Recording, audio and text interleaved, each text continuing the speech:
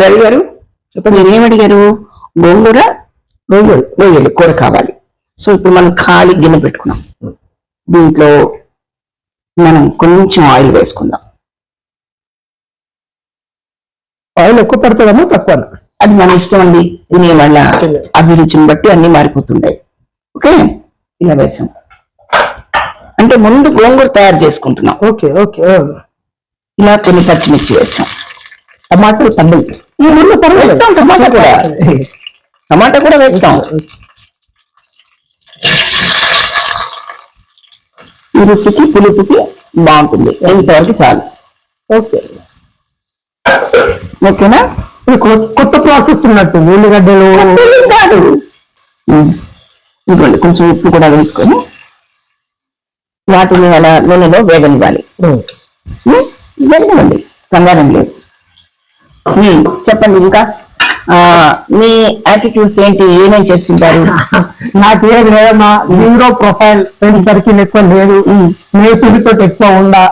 ఇద్దరు ఫ్రెండ్స్ ఉన్నారు, 39 నా ఆఫీస్ కొలీగ్స్ వాళ్ళే. మరి మాతో చేస్తున్నది మీరు స్నేహమే కదా, మమ్మల్ని చక్కగా ఫ్రెండ్లీగా కలుపుకుంటున్నారు కదా. ఓకే, లేదని అనకండి. అన్ని కలిస్తేనే ఒక కుటుంబం, అన్ని కలిస్తేనే ఒక వ్యవస్థ. ఒక వ్యవస్థ బాగుండాలంటే అక్కడ స్నేహము, ప్రేమ, మమకారాలు, బంధాలు, బంధుత్వాలు అన్ని కలిస్తేనే బాగుంటుంది. ఇప్పుడు చూడండి, మనం ఇన్ని వండుకోవడానికి ఇక్కడ ఎన్ని పెట్టాము?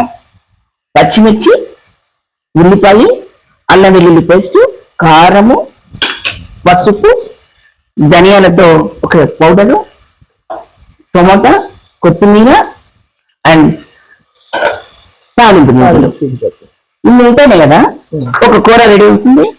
మరి ఒక ఫ్యామిలీ బాగుండాలంటే ఎన్ని ఉండాలి? అన్ని కలవాలి.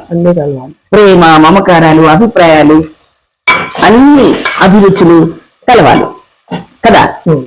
సో ఇలాగా ఈ నూనెలో వేగిన తర్వాత ఈ ఆకుకూరని,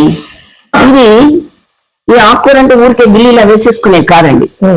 నీళ్ళల్లో ఇప్పుడు వాటర్ ఉందా, ఈ వాటర్ లో ఇది చూడండి, ఇది ఎలాగ డిప్ చేసి కడుగుతున్నామో అలా ప్రతిదీ అలా డిప్ చేసి కడగాలి. పెద్ద బగోనాలు, పెద్ద దాంట్లో మనం దీనికి ఇంత పెట్టాం కదా, ఇంతకెంతటి కావాలి అలా చక్కగా డిప్ చేసి ఈ ఆకునంతా కడుక్కొని ఇలా ఈ ఫిల్టర్ గిన్నెలో వేసుకొని ఇప్పుడు దీన్ని ఇలా వేస్తున్నా. అంటే నీట్ అండ్ టేస్ట్, అది రుచికి నీట్నెస్ కూడా చాలా అవసరపడుతుంది. ఓకే,